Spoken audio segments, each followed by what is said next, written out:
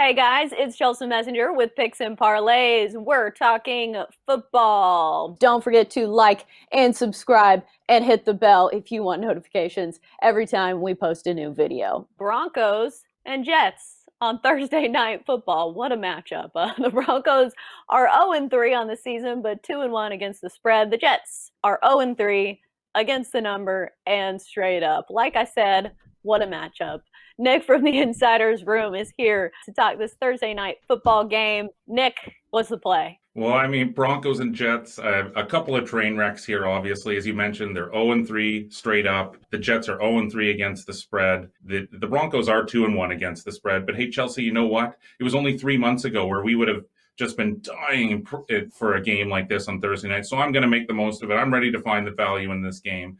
And you know what? I am going to lean to the over. And I have a few reasons why. The Jets, they put up 40 points over their first two games, but they stumbled and fumbled their way to just seven in their 36-7 setback versus the Colts last weekend. I mean, I didn't expect that pathetic of an effort from the Jets. Sam Darnold threw two pick sixes, and he also was intercepted a third time in the Colts end zone. The Jets defense, though, is probably even worse than the offense. That's the thing.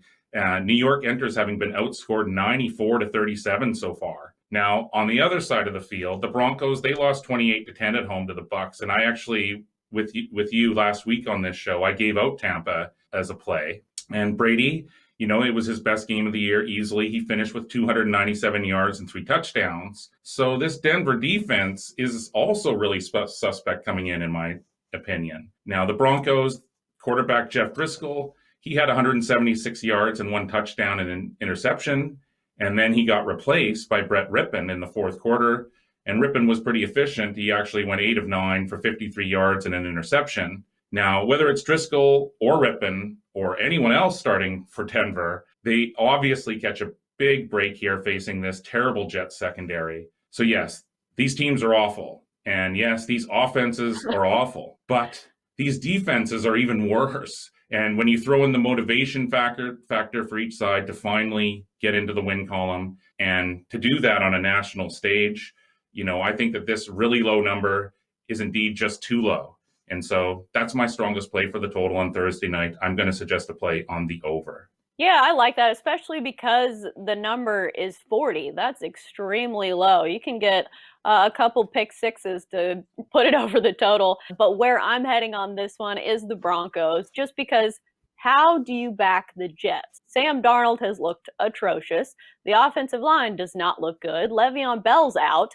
I'm not going to say the Broncos look great either. They're certainly very banged up. They've been bitten really hard by the injury bug, but at least they've been pretty good at covering, and they actually put up some points on a Steelers defense that's supposed to be pretty good. So I'm not going to go in depth too much more just because it's not one of my favorite plays, but I'm just saying I'm not going to back the Jets on this one. So we're taking the Broncos -3. Anything else you'd like to add on this wonderful matchup on Thursday night?